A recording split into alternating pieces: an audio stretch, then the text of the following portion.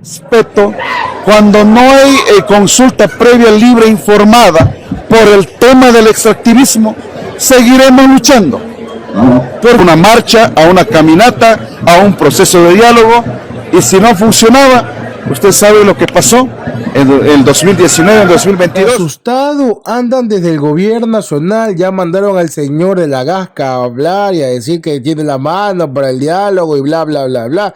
Y algunas cuentas troll a decir que el señor Vargas ya está vendido y que es del gobierno, pero la realidad de su discurso es otra.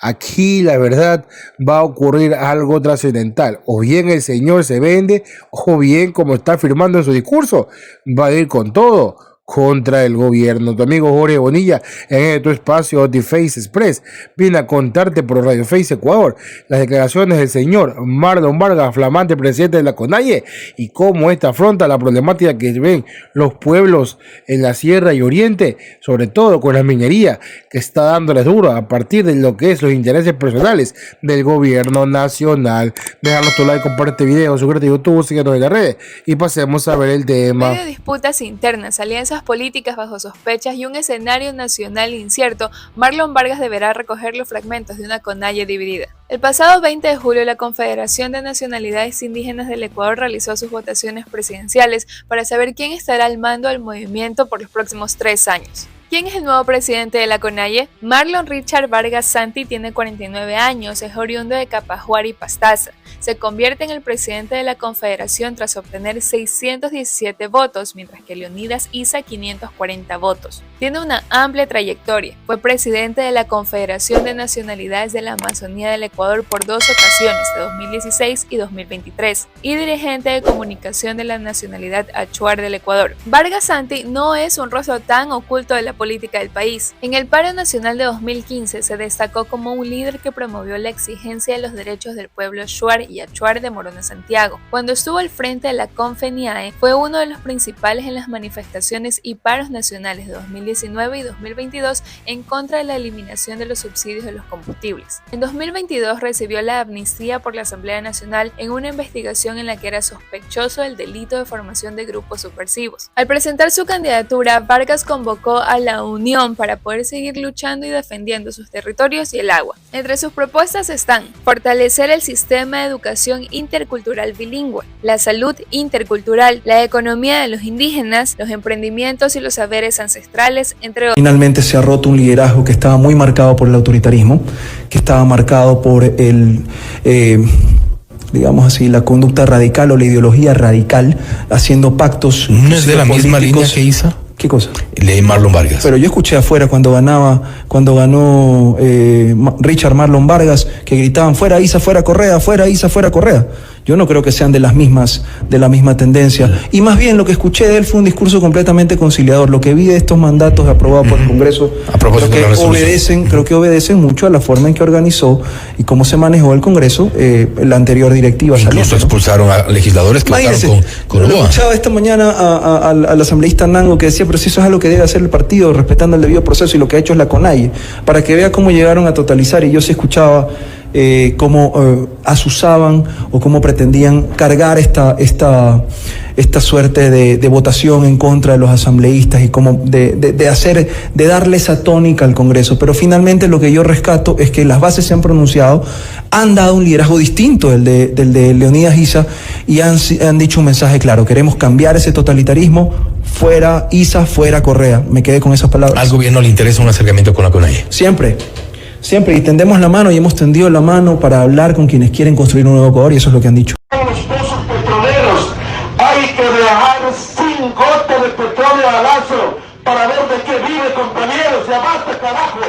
Creo que sí hay una diferencia de 77 votos, ¿no? Que no es una diferencia contundente, no es una paliza, como dicen, ¿no? Y que se ve cómo se ha distribuido un poco, ¿no? Es como Marlon Vargas gana en 2 mesas. Es la mesa 1 y la mesa 2, que son las mesas con representación amazónica, donde tiene el 77% de los votos y 66% en el otro caso.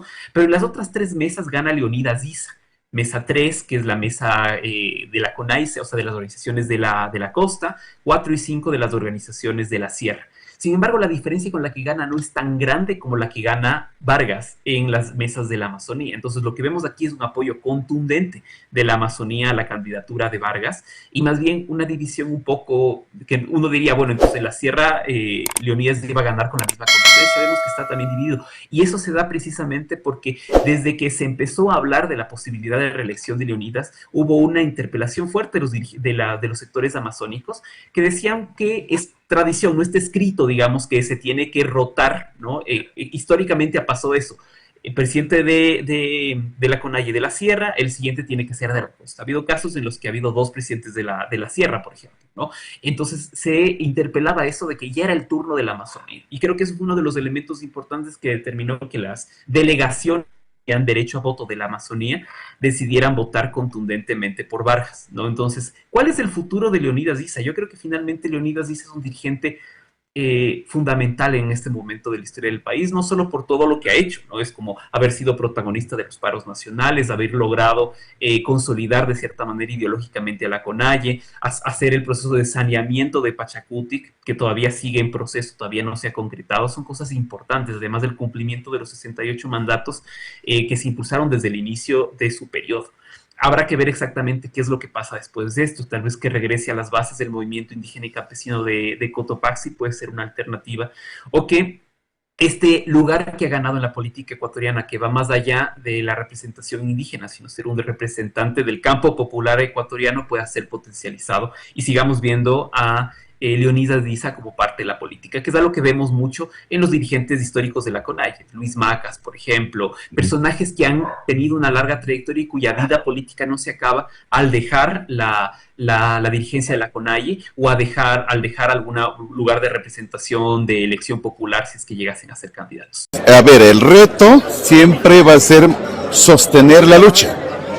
La CONAIE tiene su hoja de ruta, agenda de trabajo, eso es lo primero. También la unidad de los pueblos y nacionalidades del Ecuador.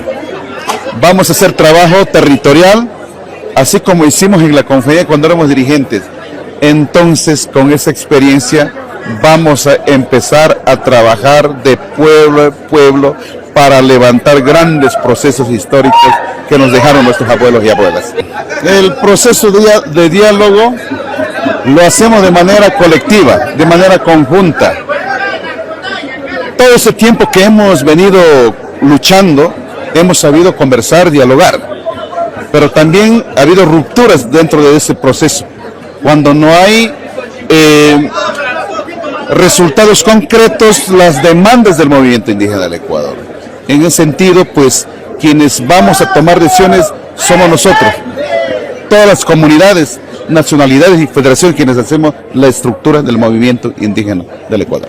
Yo no puedo decir que voy a aperturar, quien tiene que decir es en asamblea, y tal como hemos realizado, nosotros vamos a obedecer el mandato del movimiento indígena del Ecuador, y nadie ha dicho que no va a dialogar.